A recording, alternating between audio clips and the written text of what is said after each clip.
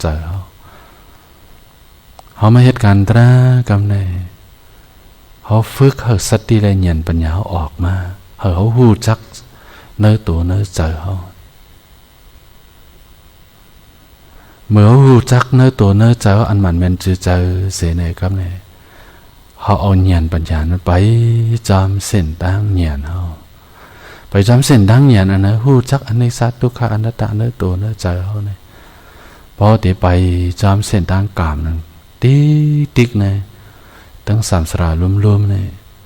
เมื่อป่นมาเขาไปจำเส้นตั้งกามเขาตอนไปแม่นยาเส้นตั้งเงียนปัญญาเลยมาเขาจังพอได้ขันถาอำเย้าอำไว้อำเย้าเอาไว้เกิดแก่เจ็บตายเช่นนั้นพอมาตัวตีนตราเช่นนั้นมังปอดมังตอนนี่ก็พระเป็นเจ้าทรัพย์แรงเดโหในใครในลองหูจักกามมังตอนนี่ก็ทรัพย์แรงเหอะเพราะหูจักขันถาเป็นอนิจจทุกขังอนัตตามังตอนนี่ก็โหใครรัดนี่โลกุตระมากยันโพนยันพอมาตัวตีนพระประธานเช่นนั้นหันจอดเจหมดเลยเช่นก็เราเฮาโลมิญญาณปัญญาเสนหมอเลือกเอา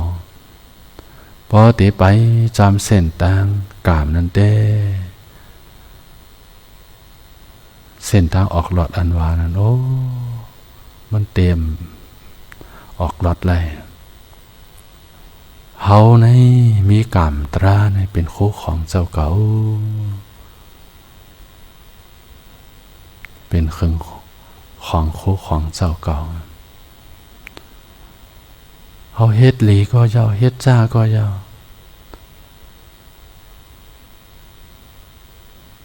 กามตราเจนั่นนะมันเต็มมอเพอเขา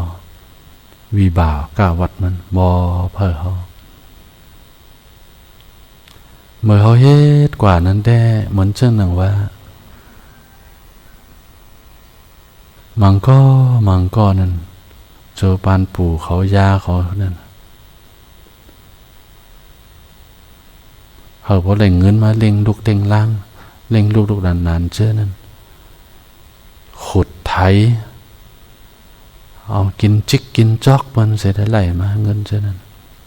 ก็ไหลมาเสียตาก็ยาเนี่ยเขาก็ซ้ำมักไม่ดีเป็นได้หนึ่งก่อด้วยหน้าตาเขานั่นคนเชิญกินจิกกินจอกเปิดนั่นนะพอมาด้วยไหนก็เปิดกามนั่นบีบเงี้ยนเขาไปอยู่ด้วยหน้าตาเขาสัมพออัมมีอุไอสายเงาอีสังเศร้ามองนะคนก็แล้วมันมีใจอิกษาเลยสังเลยเจ้าไหนเจ้านั้นก็เป็นกามเหมือนกันนะเพราะใจอิกษาปอมาดินอกเนื้อใจเจอปียปาตาเจ้านั้นวิเหงสาเจ้านั้นเจอใครบีบเงี้ยนเสียเป็นทรมานเป็นอำเคยเปิ้นเลยกัดใจเย็นใจกับบีบกินจิกกินจอกเปิ้นเช่นนั้นมีล้อผ้าท่วมหัวท่วมหางเสียเลยครับเนี่ยเอามากินจิกกินจอกเปิ้นเช่นไรไล่มาเช่นนั้นนี่ก็มันก็เป็นกาเหมือนกันเอามาเล่งลูกเล่งนั่งเด็กนั้นเช่นนั้นเนี่ยกามเช่นนั้นเพราะสนองว่าเนี่ยครับเนี่ยมือปันผลมันมาเนี่ยครับเนี่ยโอ้ทุรุนทุรายลู่หายตายซุ่มอำกึ่งลู่ก็ลู่อำกึ่งซุ่มก็ซุ่มเมื่อยามกินจิกกินจอกเปิ้นนั้นแต่เหมือนเจ้าหนังว่าเจ้าของในสัมโพเตียมผานในเสปอกสัมโพเตียมเป็นเจ้าหนังในเสปอกอำหูจักตราลองจ้องว่าสัพเพสังขารอนิจจาสังขารสัพพตราไหนมันมันกึมเนี่ยหูจักมันวนว่าเจ้าเก่าเนี่ยมันตีเป็นจึงไหนอยู่ตาเสเนี่ยครับเนี่ยเมื่อเขาเฮ็ดกวานครับเนี่ยเป็นกามไว้ครับเนี่ยเบิกอากุโสกามนั้นมันปัญโจมาเนี่ยครับเนี่ยโอ้สัมปทุรุนทุรายไทยของลู่ปังแตกยายเจ้านั่นอำกึ่งตันลู่ก็ลู่อำกึ่งตันซุ่มก็ซุ่มเจอลูกก็เป็นอันนั้นอันไหนไปเมื่อสุดท้ายมันนี่ก็ขึ้นได้ตายผ่านกว่าก็เจอให้เป็นเส้นทางกามหมดนะพอเตมาใครลัดนี่ลองเส้นทางกามเนี่ยโอ้มันกว้างนะมันกว้างนะ มื่อปานพระเป็นเจ้าเขานั้นเพราะรัดคือลองกาบมานั่นนี่ก็มีเจ้าสักคุบาลามาเทอันว่าเนี่ย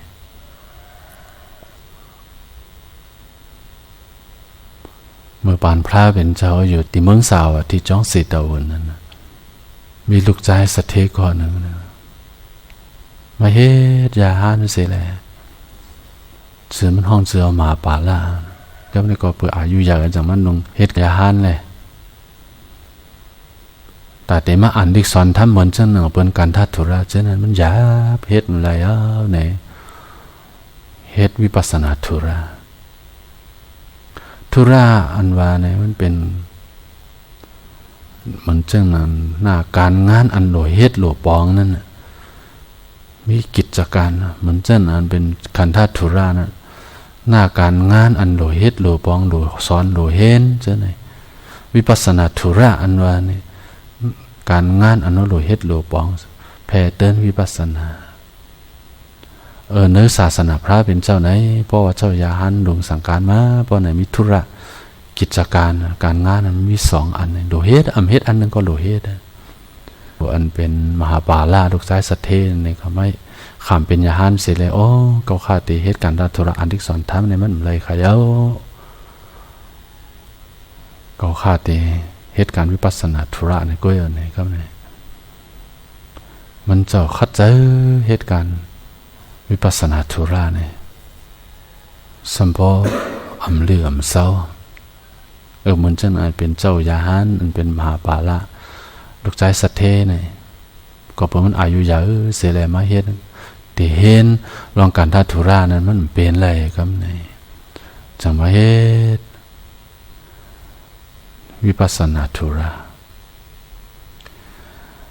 แล้วในมันเจ้าตั้งเจ้ายาน60เนี่ยเขาอ่อนกัน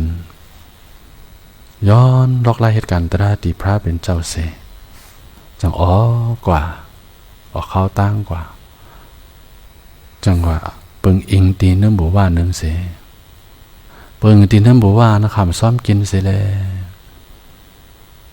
คัดเจอเหตุการณ์ตราอ่ำลืออ่ำนอนก็เบออายุแก่มาจังหวัดดงสังการเนี่ยแต่เดี๋ยวอันดิกสอนทำเหมือนเจ้าเปิ้นก็มันหยาบแล้วเนี่ยยานเสียเส้นตาสายตั้งลองแผ่เติ้นวิปัสสนาเนี่ยเมียเนี่ยต่อมาเนี่ยอันเป็นมหาปาลาลูกชายสัตเทนั่นนะก็บอกวิริยามันแห้งคัดเจออ่ำเดืออ่ำร้อนมาเนี่ยก็เนี่ยไว้เสียเดือนหนึ่งมาก็เนี่ยเอาตามันเนี่ยมันเจ็บมาเนี่ย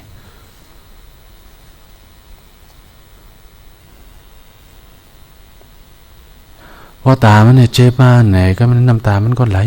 ลงมาเสียตาก็อย่ามันเนี่ย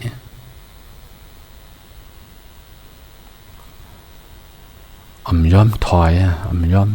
ย่อหย่อนในการปฏิบัติมันเฮ็ดจึงนั้นเสียเลยก็ในตามันในวันหนึ่งยาววันหนึ่งเจ็บแห้งมาติดเจ็บเอาสัมโพตันเตะพุทธออกมา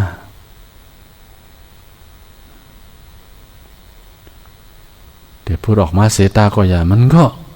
ยอมก็ในเมื่อมันกว่าหาหมอก็นั่น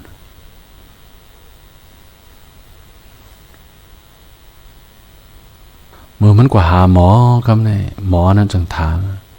เอายาเหอะมันมาเสือก็ไหนยานสำรวจน้อยในเสือเอามันเจ้าสำนอนเนี่ยเพราะเสือมันกึ่งตันที่หายอยู่มันเจ้าสำนอนเสือเอาบ่ถามมันอยู่ว่าเจ้านอนในเสือเอาค่าให้ที่เสือเอามันเจ้ามันตอบพอมันตอบเนี่ยก็หมอก็ปล่อยมือเป็ดพอหมอปล่อยมือเป็ดก็เนี่ยอันเป็นมหาปาลาเนี่ยลูกชายสัตเทเนี่ยยานเสมตัวเจ้าเก่าเนี่ยหลวงปึงอิงแห้งตัวเจ้าเก่าก็เยอะก็เนี่ยมันใครเป็นจึงหรือเป็นล่ะเนี่ยมันเจ้าเอาเจอเสือก็เนี่ยตีตามันโอ้ยใครเจ็บปล่อยมันเจ็บมันเป็นจึงหรือปล่อยมันเป็นอย่างเสตราเนี่ยก็มีตีปึงอิงเยอะเนี่ยก็เนี่ยเนื้อผ่ายเนื้อ3 เดือนคัดเจอเหตุการณ์ตราในวิปัสสนาเนี่ยตัวคัดจะภายใน3 เดือนเนี่ยก็อ่ำลืออ่ำนอนเนี่ยปฏิบัติกว่าเนี่ยก็มาถึงมาวันหนึ่งก็เนี่ย ตามันนั่นไหนก็เจ็บมาก็มันเจ้าก็ตัวจำตีเนื้อตัวเนื้อจะตีเวทนาเลยสังเลยเจ้าเนี่ยตัวจำกว่ายันเสคำสอนพระเป็นเจ้ากับมิติปุงอิงเกอร์ลียเนี่ยมันวางใจจึงนั่นเสียแหละตัวกว่าครับเนี่ยก็เปิดกามอากุศลมากก็ห้างมันก็เปิดเวทนามันก็แจ่มครับเนี่ยตามันก็ถึงที่ตามันเศร้าก็สัมปหมอเป็ดกว่าฮบก็ฮบทบพันถึงมักโผจันหนึ่งยาวจันหนึ่งจันหนึ่งยาวจันเป็นยาหันตากว่าเมื่อยามันเจ้าเป็นยาหันตาตามันก็บอดกว่าคำเดียวเมื่อยามันเจ้าตามันก็มันด้วยเวทนานั่นมันเจ็บมันเสียบเลยสั่งแล้วเจ้านั่นสิหันเป็นดูสุดจันหนึ่งยาวจันหนึ่งจันหนึ่งยาวจันหนึ่งตามันก็ถึงตีมันได้บอดกว่าย้ำนั้นก็เหยียนมันเจ้าก็ฮบทบหันถึงอรตามักผูกกว่าเพราะเป็นยานตากว่ายาไหนครับเนี่ยอันเป็นเจ้ายาน60นั่นนะจังว่าเฮ็ดหลวนรวมลามันเจ้าจอยเหลือมันเจ้าเฮ็ดวดเฮ็ดเสมันเจ้าก็สอนตราเจิญเจ้ายาหานเขามาหลวนรวมลามันเจ้าเสียแล้วเนื้อว่า3เลยเนี่ยเจ้ายานเจ้านั้นก็เป็นยานตากว่าทั้งสิ่งเพราะเป็นยานตากว่ายาไหนครับเนี่ยเพราะออกวายเนี่ยอันเป็นยาหันเจนขึ้นปอกไว้กว่ากันโตพระเป็นเจ้าอันเป็นมันเจ้าจังบอกว่าเจ้าเขาค้าพวกกว่าในก็บอกขึ้นหลานใจขามาหับขาอีกเนึงในครับเนี่ยอันเป็นเจ้ายาหันเจนในก็จังกว่าบอกหลานใจมันเจ้าเสด็จมาหับมันเจ้า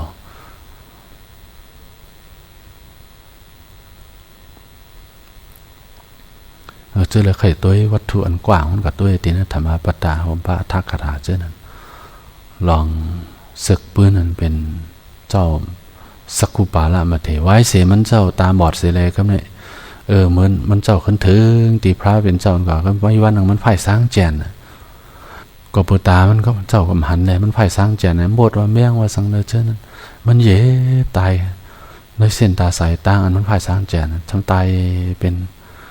แถวไว้เจ้ายานบางเจอนั่นก็มาหันเฮ็ดสังเจ้ายานป้าเนี่ยเบอร์ตาได้ดีซ้ำ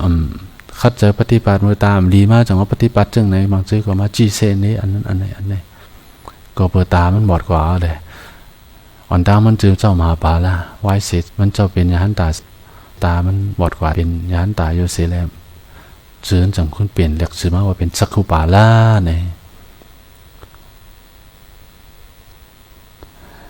มันไฟสร้างแจนอยู่นั่นก็บูตามันเจ้าหันมันไฟสร้างแจนกว่ามามันเย็บเมนยาโมดอ่อนแม่งจะเส้นตาสายตามันไปมากว่ามานั่นสมมติตายเป็นแถวว่ะก็ไม่เจ้ายานมังเจอนั่นก็สักให้ป้ายสีว่าอันนั้นว่าอันนี้จีเซนนี้1122ไหม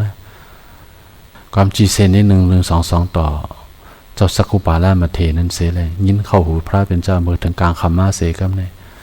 พระเป็นเจ้าจากห้องเอาสักคุปาลานมาถาม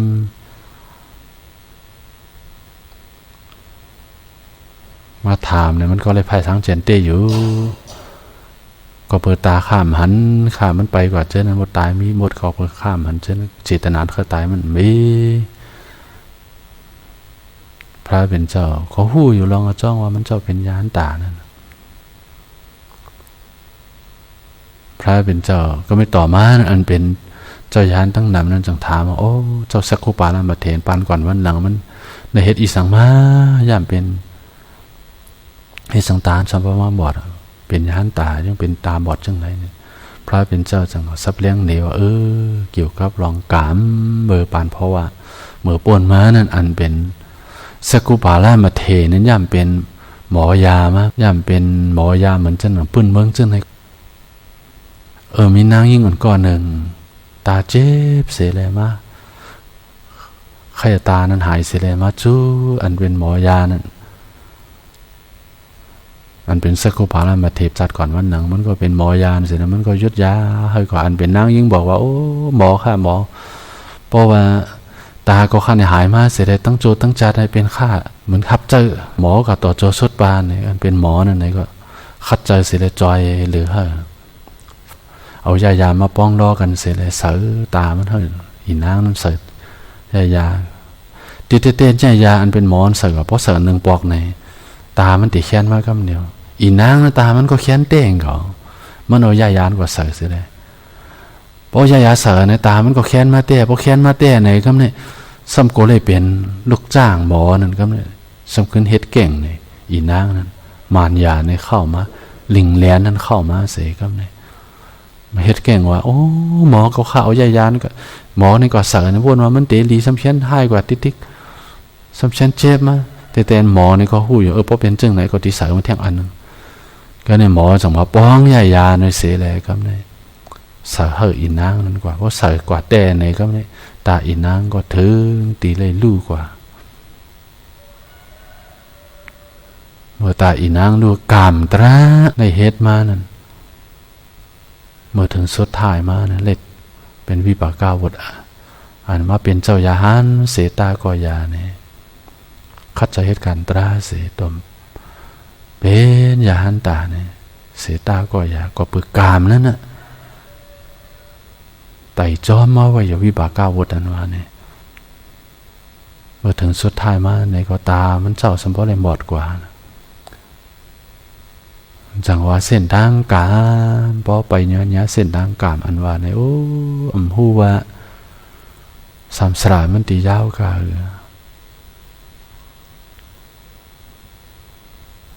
อันคนเป็นทางเปนั่นนะมันมีลองมันโก3 เมียวก็เลยเผยเสียมว่าพอมีตั้งเป็นจับตัวจับคิงมาไหนพอเป็นตั้งเป็นอยากเป็นหลงมาเพราะไหนมันมี3 โกอันมันโกนั่น1พระเจ้าเก่ากว่าหาหมอกลุ่มย้าหมออันนี้มันก็โกเมียวนึงอยู่นะพวกก็หาหมอเนี่ยโอ้โกกลุ่มย้าหมอกลุ่มย้าหมอ2นั่นซ้ำมือก่อนย้าหมอย่าหมอนั่นเอายาให้เขามาโกมันซ้ำหายนี่ครับนี่พอย้าหมอเสียเลยหมอนั่นรักษาลองไปอยู่ดีเขาบอกดีขึ้นมานั่นเอายาปันยาเข้ามาโกมันมาเตะย่อกาเขาโกย่อกาเขาหายอันนี้ซ้ำโกแท่งอันนึงพอกินยากว่าพอหายมายาไหนก็ไม่ซ้ำโกสังแท่งซ้ำโกได้จ่ายเงินเนี่ยคนเป็นตั้งเป็นเนี่ยมันมี3 โกอยู่ในหัวใจไว้โกได้จ่ายเงินมันเจอเมื่อป้านเมื่อก่อนเพราะมันมีเงินจ่ายนี่ก็เขาตัวกว่าให้เป็นลูกจ้างเขาซึ่งนั้นอันเป็นอีนาง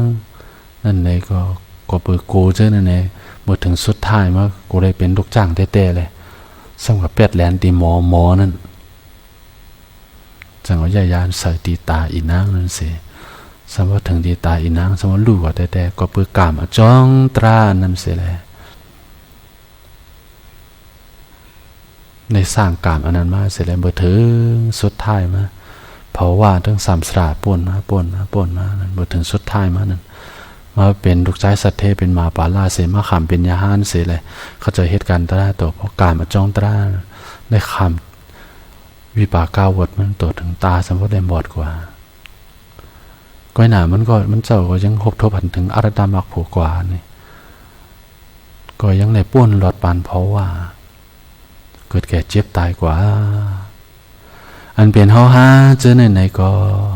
กามตราอนุเฮ็ดมาน้ำแต่น้ำวากำเดียวเหมือนเจนบอกว่าเมื่อซึนอันเจ้าซับเลี้ยงดีกว่าอันเป็นตราเจนนั้นกามน้ำเต้นน้ำว่านับเอาสัมป้อมและอนามัตกะ3 สรามือพ้องป่นมานั้นเขาได้เฮ็ดอีสังว่าหู้ไรอันเอาหู้ไรเนี่ย1 ปีถึง10 ปีวะ11 ปีถึง20 ปีวะ21 ถึง 30วะตั้งแต่เขาเกิดมาในปัจจุบันปานพ่อย่ามบ่เลียวจึงเขาจางหมดต้องมาเนี่ยต่อถึงย่ามบ่เลียวเขาได้เฮ็ดกามลีนำกามชาตินำอัมมีเผอหูก่อนในตัวเขาในใจเขามีเขาก้อยหูดีมังบอกมังนะเขานั่งภาวนาอยู่นั้นวิปากาวัดเช่นนั้น มันป๋อมาวุบนี่ป๋อมาตีนในใจเจ้าเก่าอยู่เขาเตะห้ำลัดออกปาก็ให้หน่ากามอันนั้นเลยเฮ็ดมันกามมันน้ำมิดเครื่องหมายมันเช่นนั้นมันป๋อมาตีนออกในใจเจ้าเก่าจังว่าเขาโดเฮ็ดการตราวิปัสสนาพอเฮ็ดการตราวิปัสสนากามเจอเนี่ยพอตัวมันเป็นดูเนี่ยมันก็เตะมางกว่าติ๊กกูโสกามนั้นก็เจอแล้วไปป๋อมันเตะป๋อขึ้นมาอากุโสกามเจอแล้วเลยเฮ็ดเชิญอากุโสบาปอากุโสเจอเป็นเนี่ยมันก็เตะมางกว่ามันเตะปักเป็ดออกกว่าอะไรติ๊กกุโสเจอได้ไปเป็นมันก็เตะเป็นม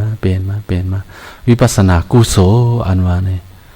มันสูงเลยเสลองอันเขาหลู่เขาต้านเจอนั่น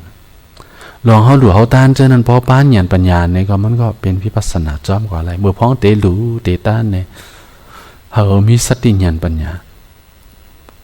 ลองเขาหลู่เขาต้านเจอนั่นเพราะในใจเขาก็มองว่าอันเขาหลู่เขาต้านใครมักไม่ดีเป็นตั้งนั้นปัจจุบันปานพ่อย่ามบ่เลียวเนี่ยตั้งจัดหน้าเนี่ยมันก็เป็นกุโสอยู่ก็น่ะกุโสมันต่ำกุโสมันเตะเฮ็ดเขาเกิดแก่เจ็บตายแท้งนั่นก็เปิดอัมบ้านเหียนปัญญาก็เปิดตาหน้านั่นอำใจก็เปิดอัมบ้านเหียนปัญญาเพราะบ้านเหียนปัญญาเสร็จเลยหลู่ต้านเพราะไหนเขาเตะเฮ็ดตั้งหลู่ตั้งต้านอยู่แล้วเสียมว่าอันนั้นหันเก่าตรานี่เมื่อเขาเย่เพิงตั้งหลู่ตั้งต้านบอกย่าเลยสังเลยเช่นอยู่นั้นมืออยู่นั้นเสียเลยยิบตั้งหลู่ตั้งต้านอ๋อเก่าขาดเตะเอาเครื่องโคหลู่ต้านกับในเขาเลยเป็นเหตุปัจจัยลองเอาจองตรากุมจอยเงียนปัญญาเก่าขาดเจียวป้นรถเพเกิดเพเท่าเพเป็นเพตายเข้าสู่ถึงตินได้ปันนะติกัดเย็นเสกัมคาเลยก็เขาตัวเป็นดูนั่นมือพ้องเตะเก่าตรานั่นมือพ้องเตะเก่านั่นตัวเป็นดูเนื้อตัวเนื้อเจ้ามันเป็นดูกว่านะตัวอันมันเป็นดูตัวจิกเขาต่อไปเตียนนะมือพ้องเขาตัวเป็นดูเมื่อเอาขึ้นเก่าข้อความออกาซาสามคำยองโยลำต่างเก่าอำนั้นก็ออกาซาตนคำเจ้าคูว่าในกามตราสามเยิงเนื้อมือพ้องเขาเก่าผู้อยู่นั้นก็หันเป็นด้วยจึงตั้งเก่าจึงตั้งหันเป็นด้วยมือพ้องเอาเครื่องตั้งหลุดตั้งต้านมอบเฮ้ยกว่าที่เขาเจ้านั่นแหละสั่งเขาก็หันเป็นดูเสียแหละตั้งมอบตั้งหันเป็นด้วยต้องมอบเฮ้ยกว่านึงเฮ้ยเป็นเอ็นแห้งเย็นปัญญาเขาขาป้วนดอดดองตั้งเกิดแก่เจ็บตายในเสกัมติคาเนี่ยอันนั้นป้านเย็นปัญญาเสด็จหลู่ต้าเนอเนี่ยเขาหลู่ต้านอิดอ่อนก้อยในก็กุโสมันตีใหญ่แต่เนี่ยกอบไหนเขาเหตุการณ์เมื่อไรเสียมาเขาหลู่เขามีเย็นปัญญาเส้นตั้งกามและเส้นตั้งเย็นเส้นทางกามอันว่าเนี่ยเฮ็ดลีเฮ็ดจ้ามาตั้งสามสระรุมเขาไปมาเนี่ยโดนแล้วขันถามันตอบแดนมันเนี่ยสัมพอมย่อมไว้เลยพอเขาไปจอมเส้นทางเงียนเนี่ยปัญญาเนี่ยเงียนนั้นหันขันถาเป็นดูเนี่ยพอไปจอมเงียนปัญญาอันไหนเนี่ยตีเนื้อตรงวงปฏิจจสมุปบาทมันตีหลุดพ้นกว่าอะไรพ้นออกหลอดกว่าอะไรเขามาในขันถาทุกขายะเมื่อเร็วในตีสมุทัยสัจจานั้นห้ามก่อเฮ็ดมันแท่งตีตุคามบอดเย็นก่อเป็นแก้เป็นกำกิเลสามบอดเย็นก่อเม็ดแก้เป็นกำกิเลสาเนี่ยมันก็ตัดออกแบบกรรมตัดติกะเกิดแก่เจ็บตายตั้งนานมันก็ตัดออกแบบติ๊กเส้นดังเหียนนั่นเองในป่านในอ่ำไกเอาเหียนไปสังหอดนะในป่าเนี่ยเอาขึ้นเครื่องบินก็อำเลยขึ้นโจตู้ก็อำเลยเครื่องบินนั่นเช่นนั้นพระก็คือเสตาก็จะที่ขึ้นเครื่องบินเช่นนั้นก็ถึงตีนในป่านกว่าอำเลยพอเขาถึงตีนในป่านเนี่ยเขาเราไปจำเส้นทางเงียนในก็เงียนอันแล้วเงียนอันหูจักมันจืดใจเนื้อตัวเนื้อใจเขาอันมันเจ็บมันแสบมันโคนมันคายมันตรงมันหนึ่งมันสันยับใจรีป่อมาเป็นเสลูเสใจให้ป่อมาเป็นเสลูเสใจโลภะป่อมาเป็นเสลูเสเจอในมองเจอน่ะมังคับในเป็นเสลูเสมังคับในเสียลายแต่ปางตราเนี่ยเป็นมาเอาใจเสียลายป่อมานี่ก็เป็นเสลูเสมังคับเจอในห่มโจมว่าห่มโจมในมาปฏิปัตตระป่องเจอตราเป็นดูนี่ก็เจอห่มโจมป่อมาก็เป็นเสลูเส มองปอกเจอก็ใครเจอลำตัวซาป่อมาก็เป็นเสลู่เสแล้วจิกโหต่อไปตีนนะมันก็มีสะพอตราเปลี่ยนทั้งลู่เว้ยพอเอาสติญาณปัญญาเอาตัวจำติจิกโหต่อไปตีนมันเป็นลู่เป็นลู่อยู่หูจอมญาณเขาก็ขี่มาติด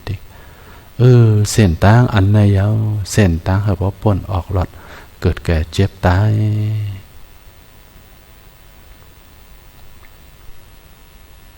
พอไปแม่นยาเส้นทางกามนั้นแต่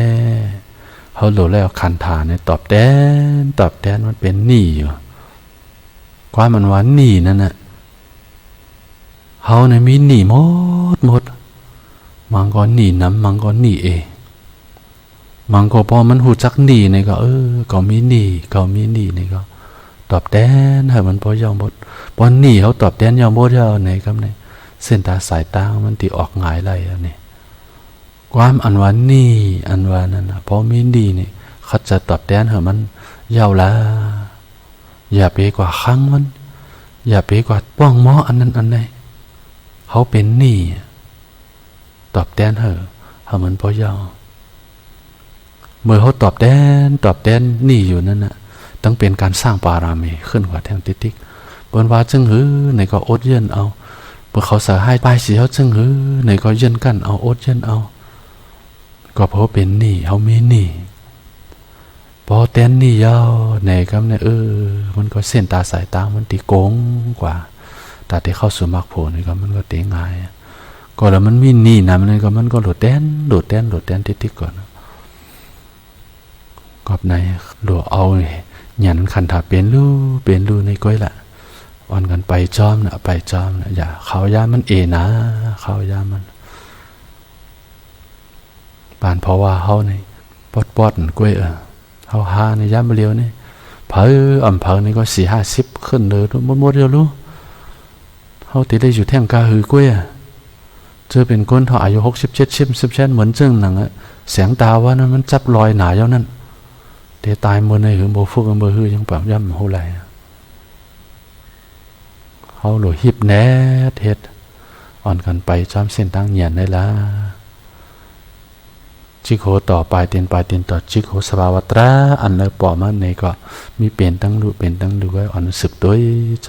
ำโตเป็นลุเจอเป็นลุสึกตัวจำขันถาเป็นลุกว่าผู้อันเปิดปาตราติดเปิดปาฝุ่นนั่นอยู่อ่อนสึกตัวตราขันถาเป็นลุกว่าติดตัวหันถึงขันถาเป็นลุพอสุดจังเตยาวตัวหันอันเลยเฮยักมักอันเลยเฮเอาผ้าเป็ดเขาลืมข้อความ3ข้อนะอย่าไปลืมหันอันเลยเฮยักมักอันเลยเฮเอาผ้าเป็ดเขาลืมอ่อนสึกด้วยตรากันเป็นดูเสียปล่อยวางกูเพิ่มมันแล้วใจติดกัดเย็นใจอยู่